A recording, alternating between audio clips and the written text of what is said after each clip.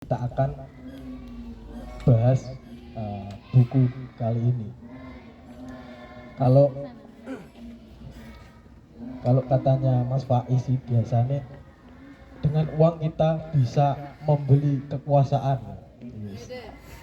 Kan berbicara dengan kekuasaan. Padahal dalam realitanya banyak sekali orang yang pengen menjadi pemimpin dengan uang, tapi ya gagal. Nah, kalau dikaitkan dengan teori yang selalu dibawa oleh Mas Riki, biasanya itu teori filsafatnya, ontologi, epistemologi, dan aksiologi. Nah, kalau dikaitkan dengan happy money, nah, apakah dengan uang kita itu memiliki estetika? Artinya uang itu apa dan nilai estetika atau tujuannya itu apa? Itu kalau teori yang selalu dibawa kemana-mana oleh Mas Riki. Nah, nalar kritis kita tentang uang itu seperti apa? Nah, hari ini kita akan bahas bersama beliau. Nah, mungkin itu sedikit tentang money, dan selanjutnya akan diteruskan oleh narasumber. Waktu dan tempat kami persilahkan. Assalamualaikum warahmatullahi wabarakatuh. Rada kulino.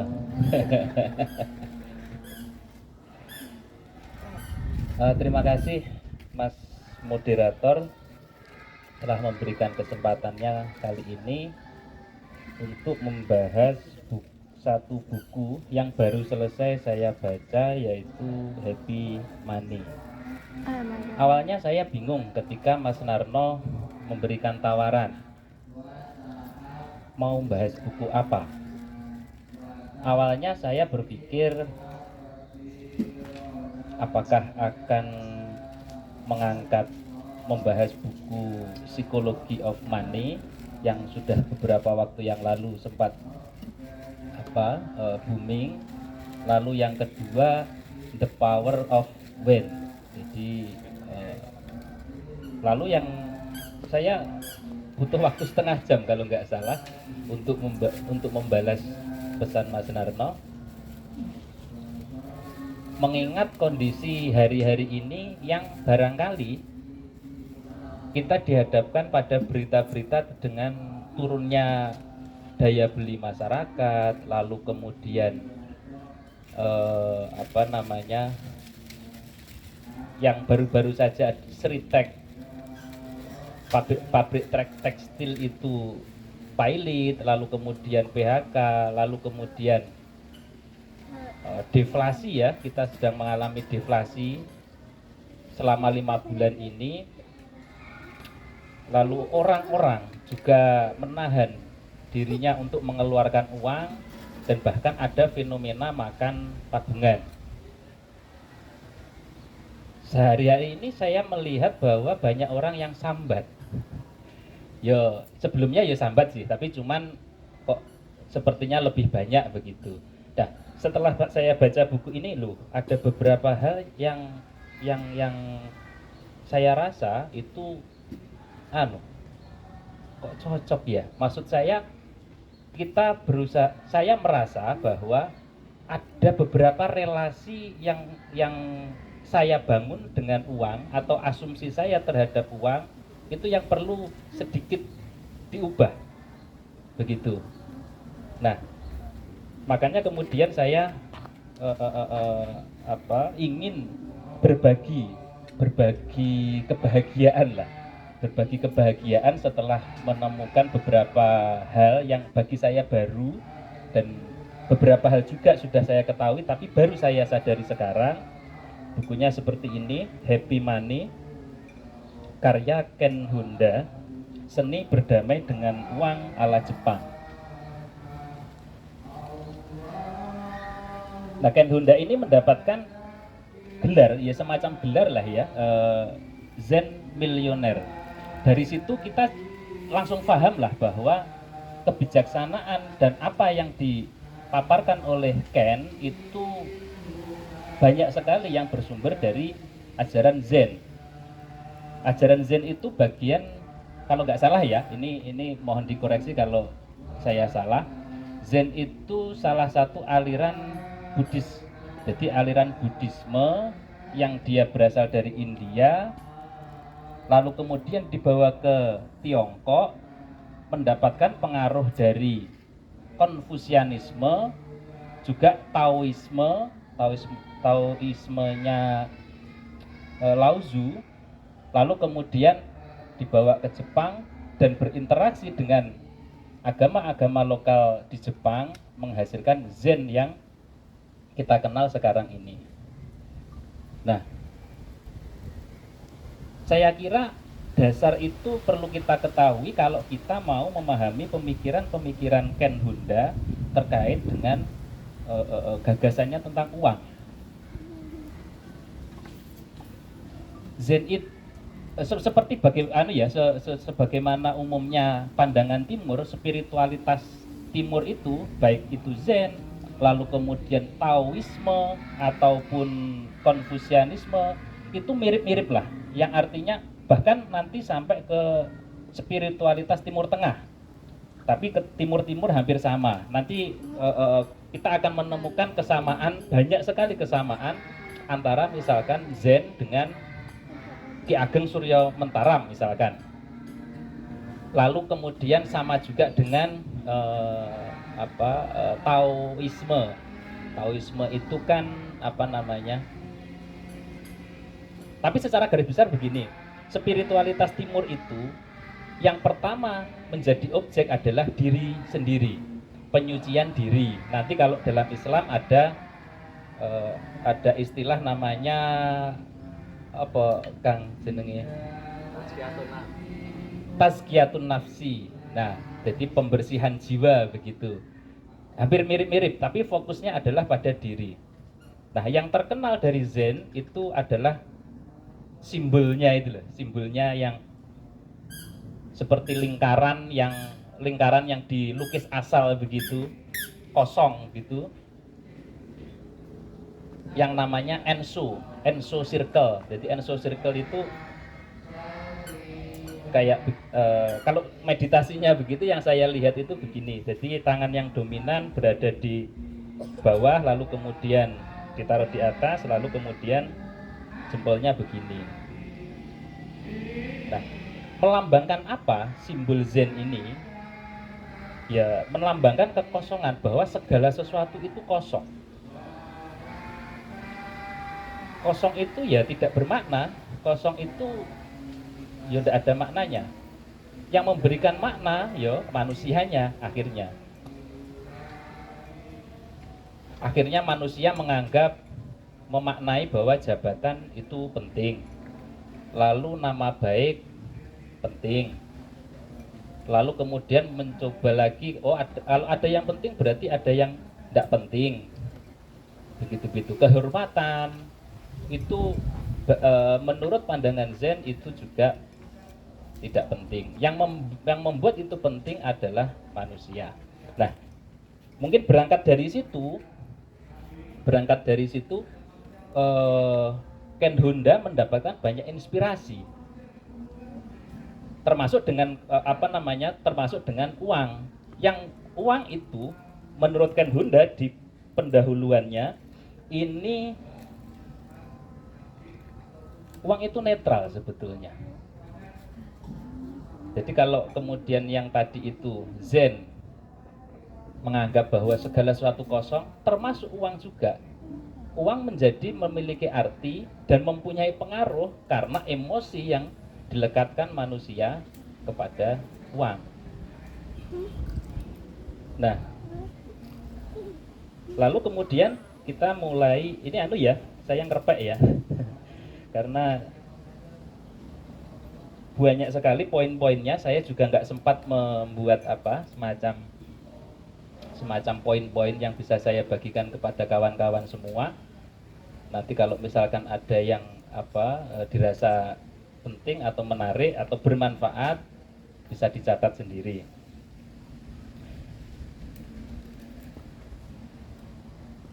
Yang pertama yaitu bahwa uang itu adalah netral.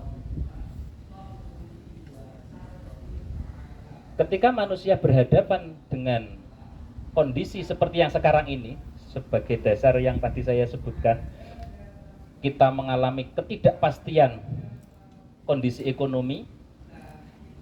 Misalkan kita tidak untuk kondisi sekarang kita tidak ada penghasilan begitu misalnya, sementara kita tetap harus makan, maka kemudian kita mengalami kebingungan.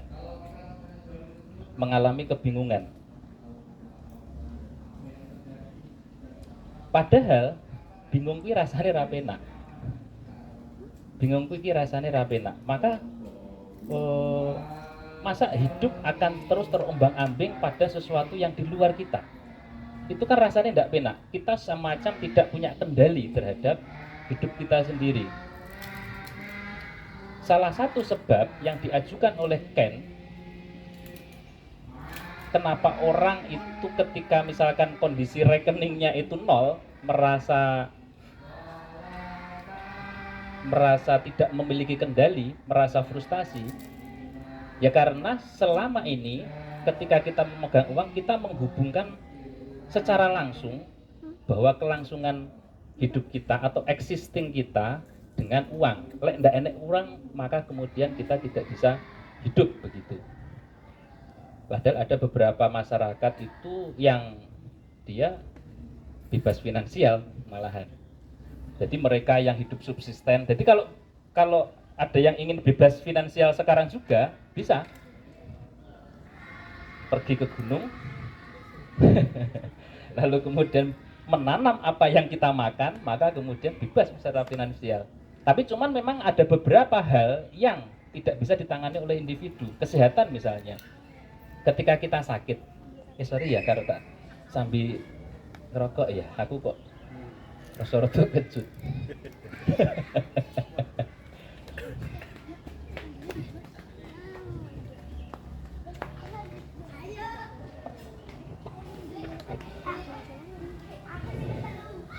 Nah, kondisi di luar kita itu kita tidak bisa mengendalikan.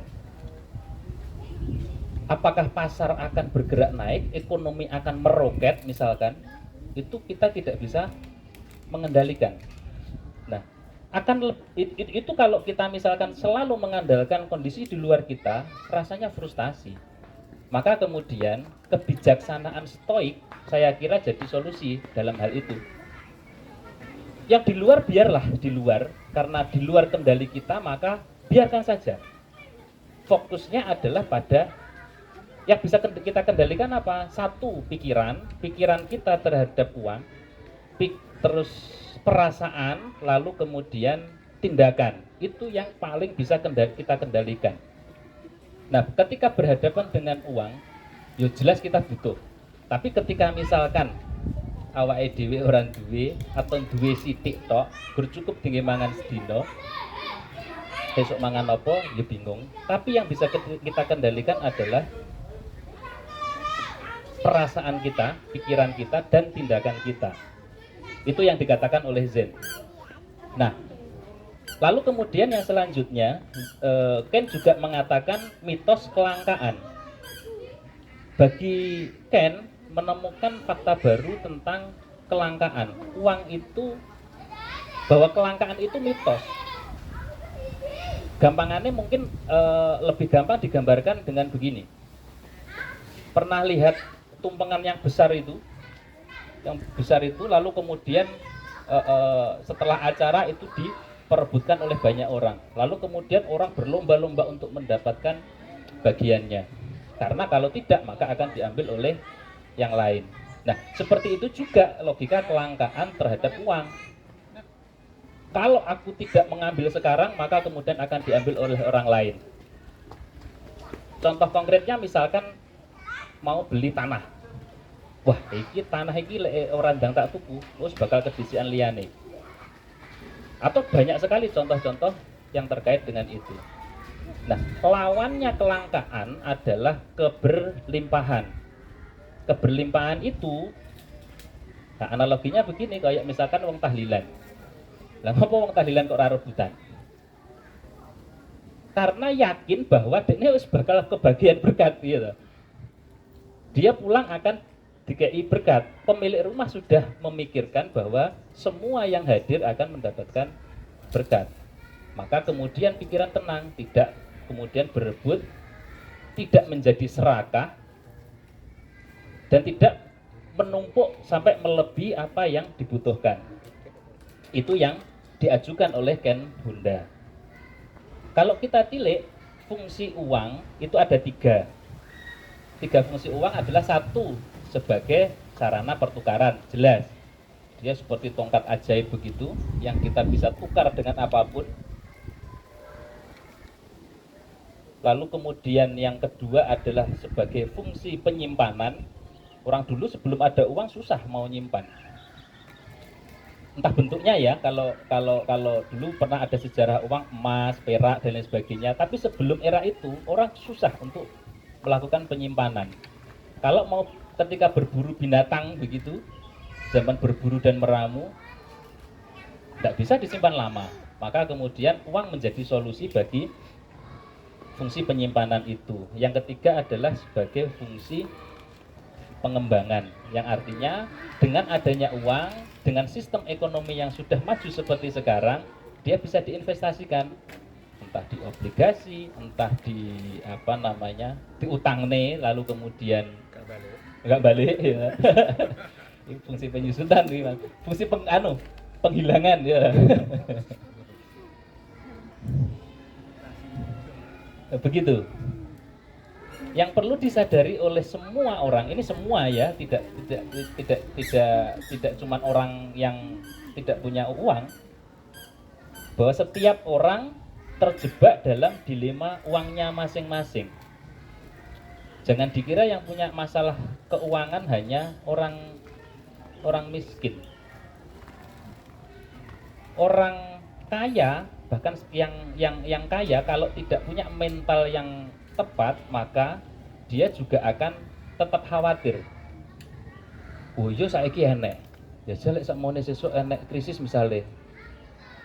Uangku akan hilang semua. Kerja kerasku selama sekian tahun akan hilang semuanya. Mereka juga mengalami kekhawatiran ternyata. Khawatir uang yang sudah ada itu akan hilang. Lalu uang kelas menengah juga mengalami hal yang sama. Setiap hari bergelut dengan pekerjaan. Sibuk sekali untuk mengumpulkan uang.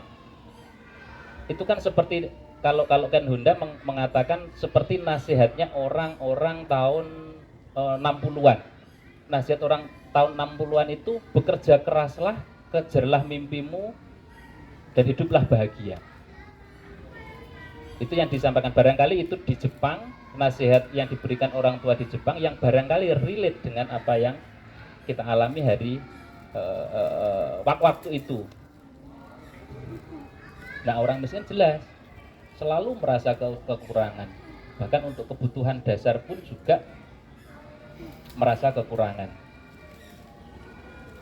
Jadi yang perlu disadari adalah setiap orang terjebak dalam dilema uangnya masing-masing.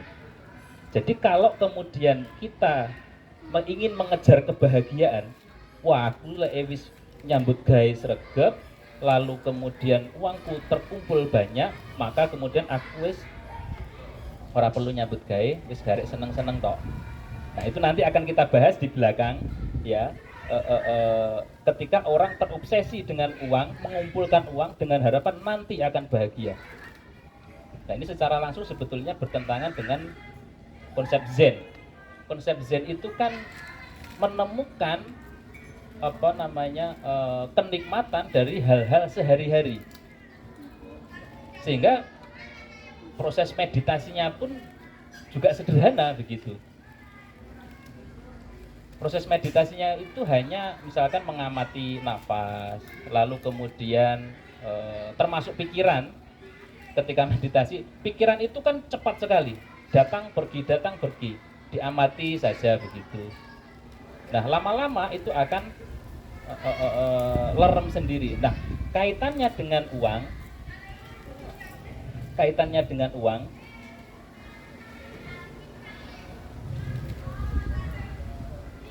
ketika ketika orang menginginkan lebih dan selalu lebih, ingin mengumpulkan bahwa kayak neng anu ya, kayak neng film ya, seker bahagiane carry ya toh.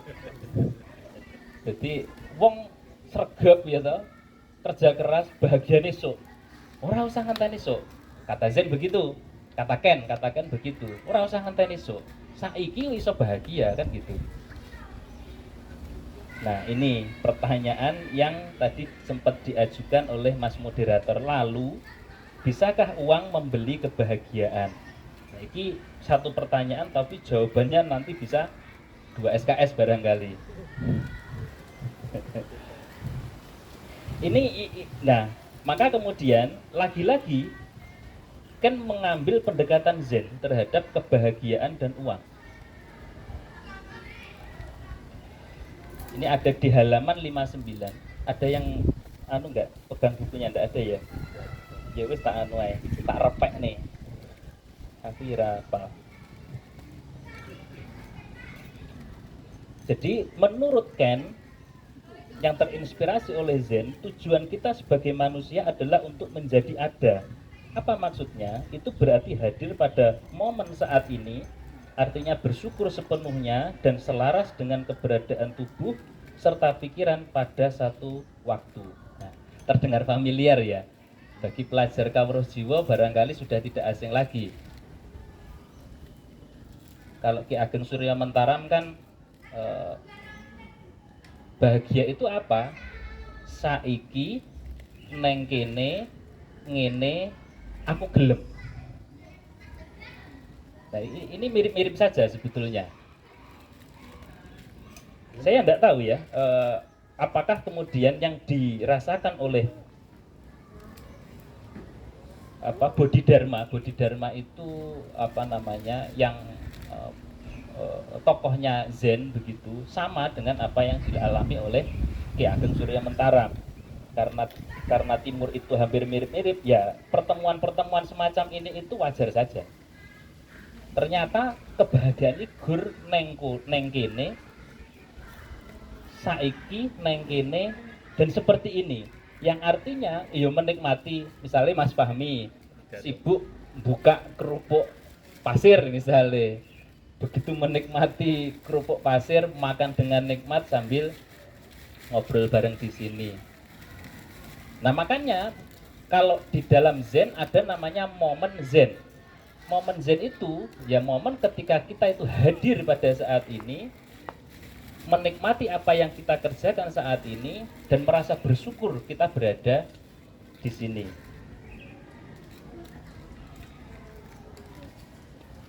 Itu yang kemudian diajukan di bab 1 oleh Ken Honda.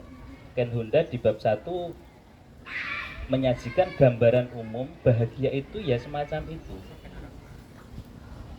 Ya saat ini, bukan nanti, masa depan atau masa lalu. Lalu di bab kedua Ken Honda memaparkan tentang IQ uang dan EQ uang. IQ uang itu apa? IQ uang itu ya literasi finansial kita. Jadi hal-hal teknis yang kemudian perlu kita kuasai ketika berurusan dengan uang.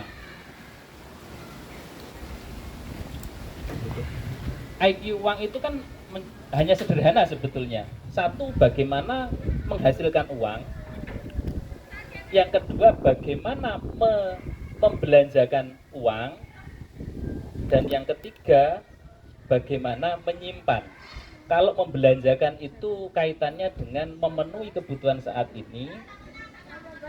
Kalau yang ketiga, menyimpan uang itu dalam kaitannya memenuhi kebutuhan kita di masa yang akan datang.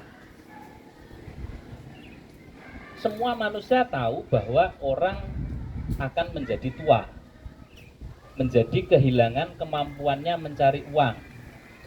Mau atau tidak mau, orang harus pensiun. Pensiun golek duit, entah karena kondisi fisiknya, entah karena kondisi pikirannya. Bisa jadi pikun, bisa jadi lemah tubuhnya, sehingga ketika awak dhewe nom, maka kemudian harus memikirkan bagaimana nanti kita tua. Itu salah satu literasi finansial yang harus dikuasai ketika berurusan dengan uang. Masih uang itu apa namanya apa namanya dianggap sesuatu sing ada beberapa ajaran yang mengatakan bahwa dunia itu buruk. Ya iya, tapi karena kita hidup di dunia, mau atau tidak mau maka ya harus mikir gitu. Nah, lalu kemudian soal EQ uang, emotional question uang. Nah, emotional question uang ini banyak sih sebetulnya yang dibahas, hanya saja saya ingin memaparkan bahwa gini, cara pandang kita, perasaan kita terhadap uang itu tidak otomatis, tapi dipengaruhi turun-temurun oleh keluarga kita. Orang tua kita misalkan dulu kekurangan, lalu kemudian ketika awake dhewe pengen studi tour neng Bali, ora keturutan. Sementara konco-koncone iso budal mergo wong tuane iso biayai. Ketika awake dhewe ora iso memenuhi keinginan kita untuk melu konco-koncone tur kembali misalkan, itu menimbulkan luka. Wah, wong tuaku gak duwe duit sehingga aku ora iso studi tour neng Bali. Itu luka masa lalu yang barangkali bisa berpengaruh pada awake dhewe ketika awake dhewe sudah dewasa.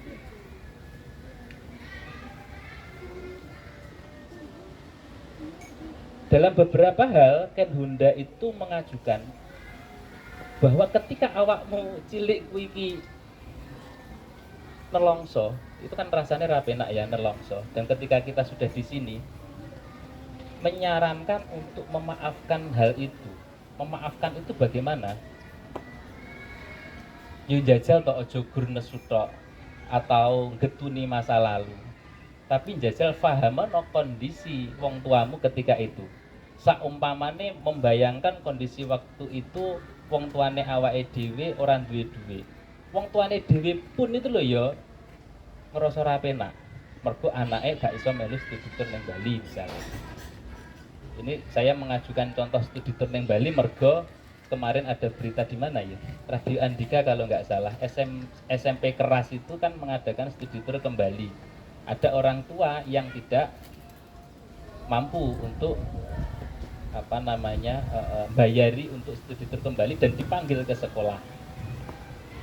Begitu. Ya ikut nelongso begitu. Nah, barangkali hal itu mempengaruhi orang ketika nanti di masa dewasanya. Nah, mengingat-ingat luka-luka yang lalu itu, bahwa awake dhewe misalkan, nah ini tesis menarik ya. Menurut penelitian Ken Honda, kenapa orang yang berasal dari keluarga yang berada, tidak harus kaya ya, tapi semua kebutuhan di waktu masa kecil itu terpenuhi, dia cenderung berhasil secara finansial di masa dewasanya. Nah, menurut analisis Ken Honda, mereka itu berhasil karena alur berpikir yang begini. Ketika yang mengalami luka di masa lalu dan terbawa sampai dewasa, ternyata uang itu harus dijaga betul-betul, ora oleh sembrono, ojo sampai salah. Nah, sementara yang berasal dari keluarga yang berada, keinginan anaknya terpenuhi, walaupun toh tidak semuanya, ada luka tapi luka-luka kecil begitu, luka finansial tapi tidak terlalu serius, dia cenderung berani mengambil resiko dan bisa menghasilkan keuntungan dari resiko yang diambil.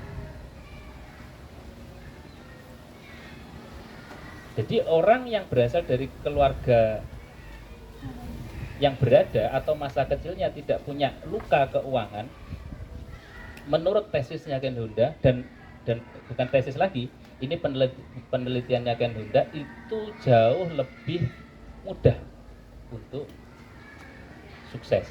Sukses dunia jelas ukurannya. Kalau sukses akhirat kan enggak. Sukses dunia itu duit-duit, aman secara finansial,